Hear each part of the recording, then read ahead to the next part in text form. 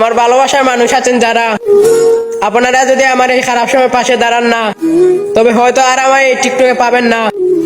তো আপনাদের কাছে আমার একটা চাওয়া, আমাকে একটা রিপোস্ট 3টা কপি লিঙ্ক 3জনের কাছে শেয়ার কইরা দিবেন খুব তাড়াতাড়ি। তাহলে হয়তো আমি আবার ব্যাক আসতে পারি। আমার খুব শখের আইডিটা যাবে চলে, যখন তখন চলে যাবে, কারণ ওয়ার্নিং চলে এসেছে।